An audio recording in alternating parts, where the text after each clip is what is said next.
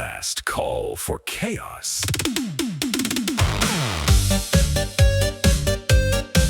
Ba-ba-ba-bum. I pour the drinks, I wipe the glass, I hear the stories start. Every hero in this town believes they're playing a part. The bard climbs on the table like the room's a stage he owns, turning wars into applause with carefully practiced tones. He says he's got the charisma to solve anything with charm, and truth be told, he does. It keeps the peace from harm. Guards forgive, monsters pause, nobles lean in close. Then I refill the tankards while he delivers prose. He calls it romantic horror, claims it's all in style, but I've seen him talk a dragon into sitting for a while. Every problem turns to poetry, every threat to song, and somehow all the consequences just move along. The rogue sits near the back, counting exits in their head, listening to the bard, correcting what was said. They ask me quiet questions like they're building some design, taking notes on rumors they'll refine into a line. They're the only one who watches when the room gets tense, but they hate that the bard's version makes more sense. Max dexterity in motion, subtle as a breath, while I'm cleaning up the aftermath of social stealth. They complain about the chaos, but they never leave the floor, because information flows better near the door. And when they say the party's strategically impaired, I nod, because they're right, but I've learned to be prepared. Then there's the fighter, loud as a war drum in the night, knocking stools aside, just itching for a fight. He says the world's too peaceful, says nothing's worth his time, but I've replaced this bar's furniture more than once for his climb. He wants dragons, goblins, something to break clean through, claims he carries everyone, maybe that part's true. When trouble doesn't appear, he grows increasingly sore, like victory's a concept he's waiting for.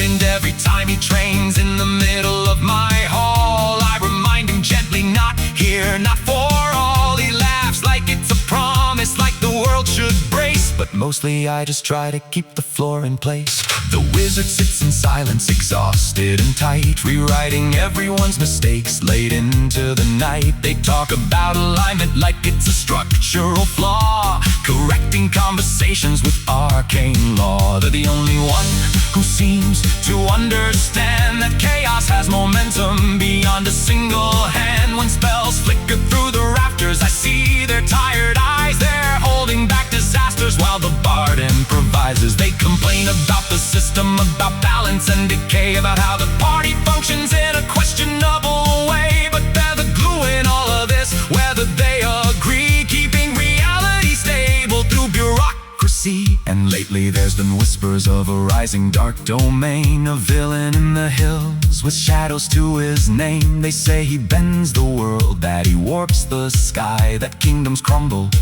when he simply walks by. Funny thing about legends, they grow on their own. Half the tales I hear sound like events from this room alone, teleporting tyrant, reality's demise. Most of what they're saying sounds like bard-sized lies. I heard he walked away from some collapsing tower scene, and somehow that became infinite arcane machine. Every rumor spreads through ale and over song. Turns out myth is louder when the facts are wrong. Tonight they argue louder than I've ever seen before. Bard versus rogue fire, pacing the floor. Wizard trying to calculate who's right or wrong. Meanwhile the chairs didn't survive that long. They almost became the story's final fight, right here between the barrels and the candlelight. I realized then, if they stayed much more, I'd need a reconstruction crew and a reinforced door. So I did what tavern keepers sometimes do when adventurers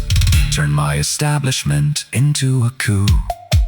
I cleared my throat behind the bar, took a breath, looked at them hard, said there's work that needs to be done, and it's far enough away to make you leave by sun. There's a goblin king in the eastern hills, causing trade disruptions, minor spills. Not world-ending doom, not ancient flame, just enough of a problem to justify your name. Go handle that, bring back proof, preferably without damaging the roof. When you're done, I'll keep your tab in line, but please take the story somewhere else this time. They looked at each other, finally aligned, like destiny had just been defined. The bard declared it a noble quest. The fighter grinned, finally impressed. The rogue checked ropes, the wizard sighed, and for once no one argued why. They left at dawn in coordinated stride, the chaos now directed outside. And I poured myself a quiet drink, watching the tavern finally think.